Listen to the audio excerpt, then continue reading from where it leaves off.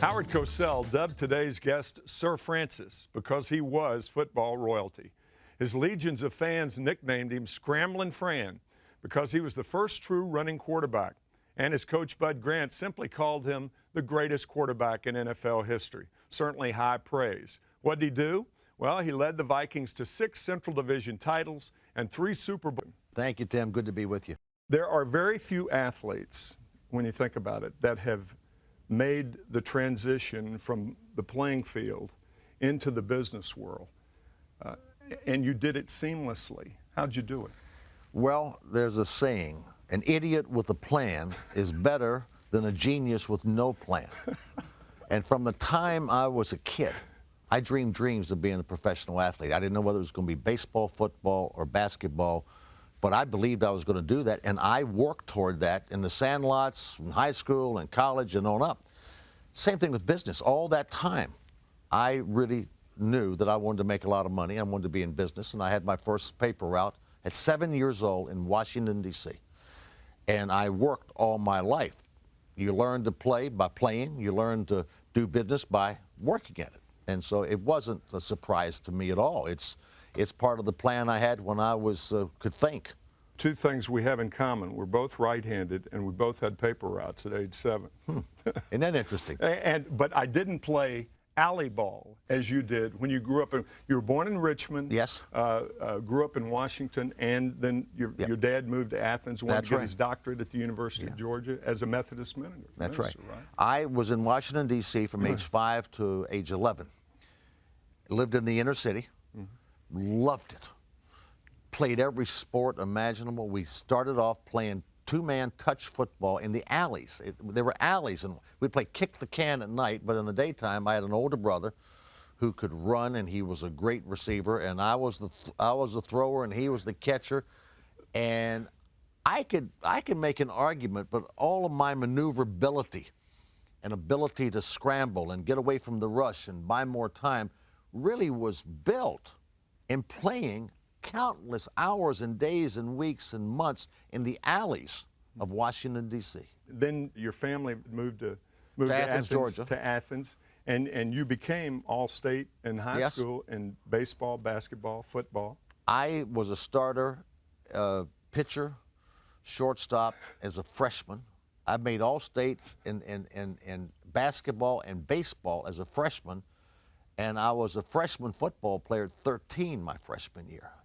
And so I was a 4-year starter. My last football game in high school, I was 16 years old. In high school, Athens, Central Clark High, and you beat Valdosta. We did. What was the famous coach, Blake? Wright Bazemore. Oh, Wright Bazemore. Yeah. There are 2 high school programs in the country that get the kudos, who've had the most wins, and that's Valdosta in Georgia and Massillon, Ohio. Great, great football programs. And my junior year, when I was 15, we played in the state championship game against Valdosta right there between the hedges at Sanford Stadium, where Georgia still plays, and that's where we played our games. I ran the opening kickoff back 99 yards for a touchdown, and it was called back. And I was playing the whole half of a season with a separated shoulder. That shoulder is now a replaced shoulder. I have an artificial shoulder, and that shoulder bothered me all of my pro career. I played all my 18 years with a broken shoulder. I really did, and so I threw one pass incompleted, and we beat Valdosta 41-20 for the state championship. We had a magnificent team. Never forget it. The famous plays when you went to the University of Georgia, there were 2 that I remember. The drawing the play in the dirt. Yes. And the play against Auburn when Wally Butt sent in one play, and you said, no, that's not going to work. And it was a roll right, naked left. Yes. Is that right? Well, I'll set it up for you. In the 50s, Georgia had great football in the 40s. Great football. It fell off in the 50s. It was just disastrous. Georgia Tech was doing good. Auburn was doing good. But Georgia had a lousy program. A group of us from around Georgia signed with Georgia in 57. Now we're in 1959. This team had not won in 10 years. We were picked 10th in the conference. 10th in the conference? In the conference, which was last. We end up playing Auburn the next to last game for the conference championship. We beat Auburn, we win. tough game. They were ahead 13-7. We got the ball on the 50-yard line, went down to the 7, lost ground. Now we have 4th and 13. Call a timeout. He sends in the play. We don't have a 4th and 13 play on the goal line.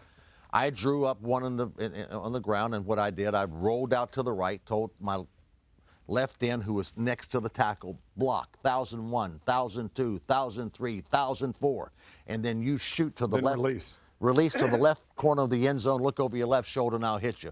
And I went right, and I counted 1,001, 1,002, 1,003, 1,004, 1,005, got to the right sideline, planted my foot, and threw back, and he was wide open. And now if I'd have waited, I'd probably have missed him, but I threw it by instinct, and he caught it. We win the game 14-13, go to the Orange Bowl, win the Orange Bowl, and it was the only time in about a 15-year period where Georgia won anything. But we did win the SEC championship, and that's when Billy Cannon was at LSU, and Ole Miss had Jake Gibbs and the great Johnny Majors was a triple threat at Tennessee. So it was, and they all had great programs. We didn't, but we did that year. This is a man throwing back across the field with a broken shoulder, and we'll be back with that broken shoulder replacement now, Fran Tarkenton, right after this.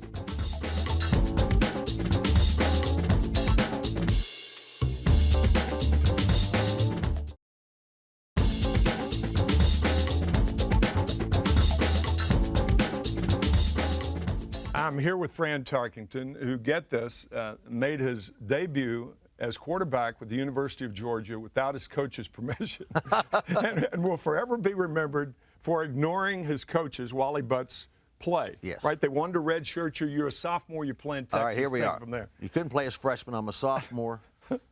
We had 2 quarterbacks ahead of me that were great prospects.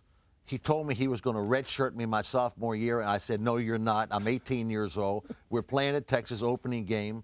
We go through 2.5 quarters. We're losing 7-0, and worse than that, we had not made a first down in 2.5 quarters. They punt to us.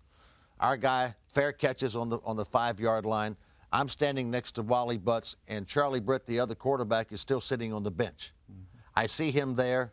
Ball's down there. I just bolted for the field. Without Butts' Without permission. his approval, without him knowing anything, I ran onto the field, got in the huddle, and said, what are you doing here? I thought it'd be a good idea. We get a first down. We get 3 first downs. 4. We get down to the 5-yard line. We score. This is the first year of the 2-point conversion. He sends our kicker, Durwood Pennington, on the field to kick the extra point to tie the game. I waved him off. Did a rollout, hit a receiver in the end zone for the 2-point. We went up 8-7, and that starts my career. What was the coach's reaction? What was Butts' reaction to He this? never said a thing to me after the play. Never. But let me tell you what he did. I come back, we get that touchdown. We're ahead 8-7. Texas comes back and scores, goes ahead 14-8. There's 5 minutes left. He put the other quarterback in. Why? Can't tell you that. But the next game I started, played 1 series. He put the other quarterback in. Another week, 2 weeks after that, Pat Dye, the great coach at Auburn, was there with me. Sure. We told him goodbye, we're leaving, we're going to Florida State. And they came to get us, and after that, I was the quarterback. Oh, darn. Sometimes you have to create a little sense of urgency. Well, that was the story of your career. Yeah. A sense of urgency with almost every team that you played. I mean, even your debut with the Vikings is Well, listen, is this one, debut with the story. Vikings. We're a new franchise team. Back then, there was no free agent. 1961. 1961. We had lost 5 exhibition games. Our 4th exhibition game, the Chicago Bears had beat us about 45-0. I got to play a half of that game. We traded for George Shaw to be the quarterback here. The week before the season, Van Brocklin, the coach, has me over at his house, says, kid, you're going to be the guy. We're going to start you against the Chicago Bears.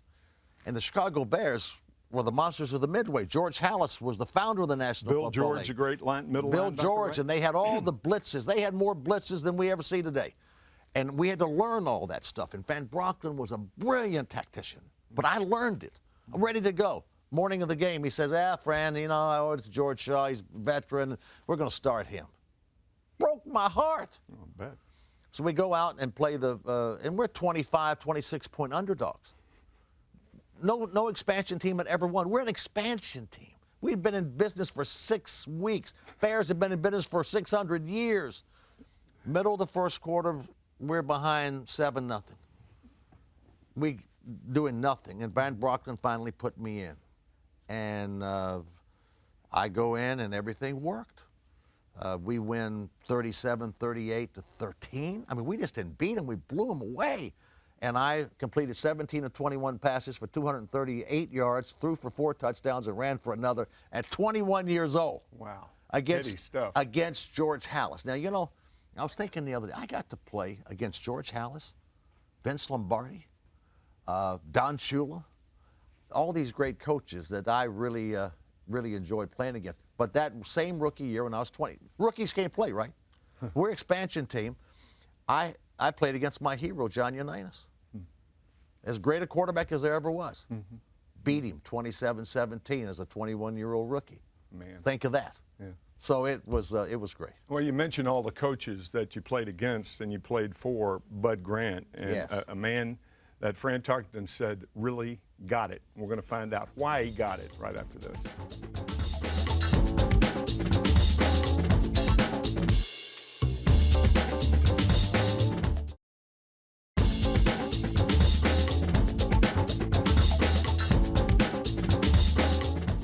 When Fran Tarkenton retired, he led, this is all-time career, in rushing yardage by a quarterback and passing yardage by a quarterback. And most touchdown passes by a quarterback. It was just, everybody knew I was a runner, a scrambler, and I changed that dimension of the game, but I was a head coach. I was an expansion team, and then when I came to the Giants, they were 1-12-1 with Earl Morrall at quarterback, pretty good quarterback. I go back to Minnesota, they've got players. But I played in my first Super Bowl game at 34. My last Super Bowl game I played at age 37. 1973, 74, 76. Yeah, and so but Bud Grant was there, so we had great coaching, we had a great system, we had great ownership, and we had great players. We ended that last segment by your quote that Bud Grant got it. What do you mean by that? Bud Grant was different from all the head coaches in football. He didn't sleep in the locker room and watch endless hours of films. He understood the dynamics of the game. He understood everything about the game better than any human being I've ever been around. I learned more about everything from Bud Grant than anybody else in the world.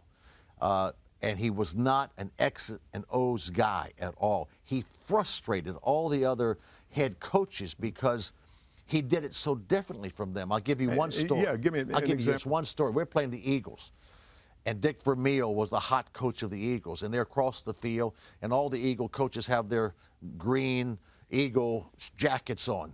And he said, we're playing the game. And I always stood by him on the sideline.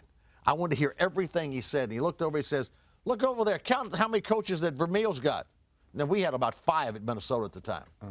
There were 12 of them. He said, you know what the problem with having 12 coaches are? I said, no, what is it? He says, you got to find something for each one of them to do. I'll be darned.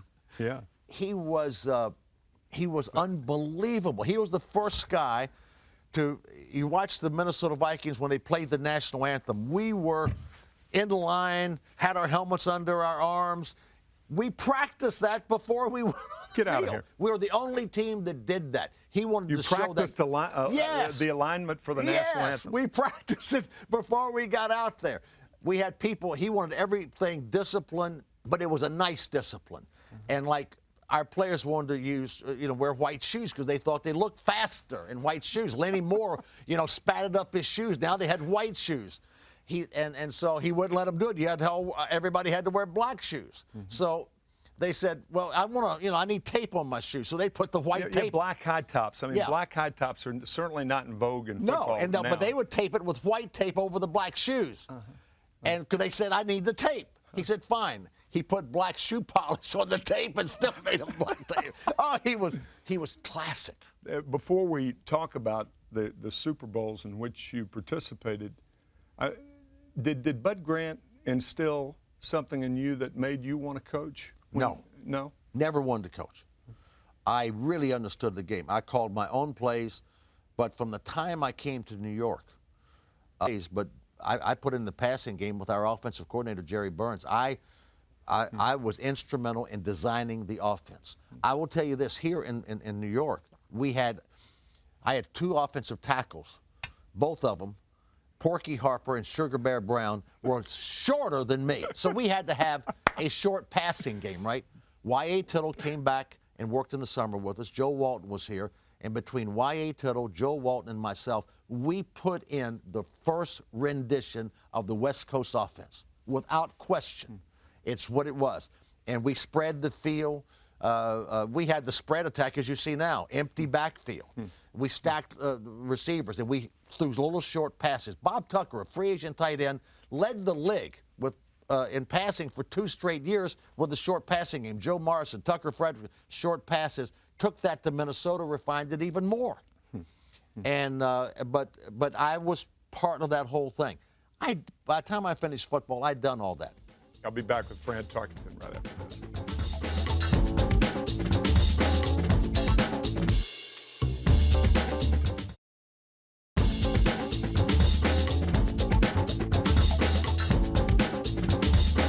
I'm back with Fran Tarkenton, who played in 3 Super Bowls, 1973, 74, and 76.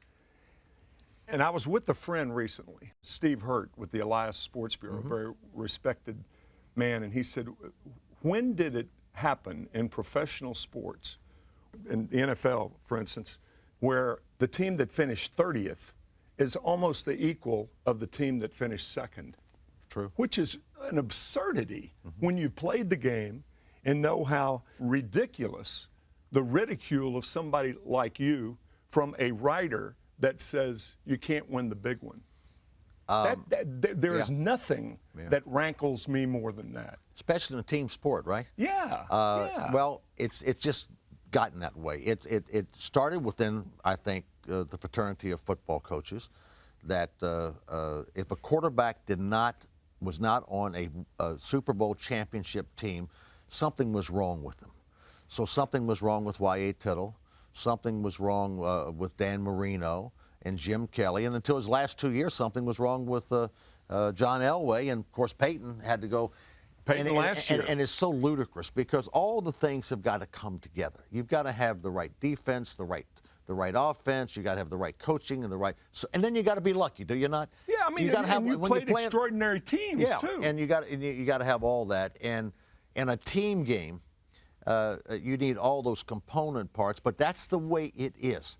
Who's the quarterback that was Trent Dilfer, the quarterback at Baltimore when they won the Super Bowl?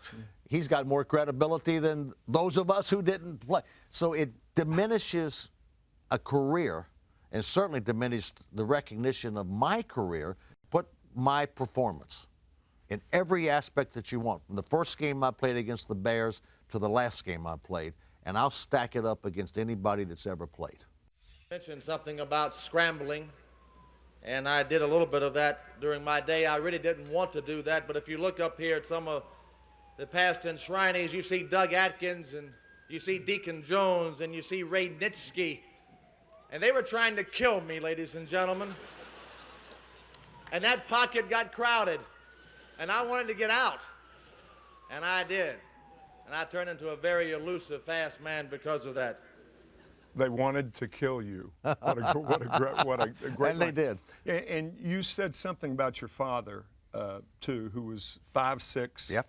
And your dad had died in 1975 during the game against the Dallas Cowboys. Right, when Roger Staubach threw the Hail Mary pass and everything. And you said about your dad, and it's so dear, that he didn't know whether a football was blown up or stuffed. But he thought he wanted to be there to watch his son play. He was at all my high school games, college games, watched me in pro on television, and was very, very proud. And he would have been very proud to have been there on that day of my induction into the Hall of Fame. Of course, he wasn't, and passed away during that Hail Mary game. It was our best team playing against Dallas. Better than the Super Bowl. Oh, teams. yeah. This was we were number 1 in the league in offense and number 1 in the league in defense, and had the game won. And they pulled it out at the end on just a ridiculous play, and we lost, and I lost my dad. But he was an inspiration, and he was a great dad, and He didn't know about football, but the man I am is because of him. You've been an inspiration on this show, and I want to thank you very Timmy. much. Good Thanks, to see Fran. you, man. Thank you. Thank very you. much. Fran Tarkenton's been my guest. I'm Tim McCarver. Thanks for watching.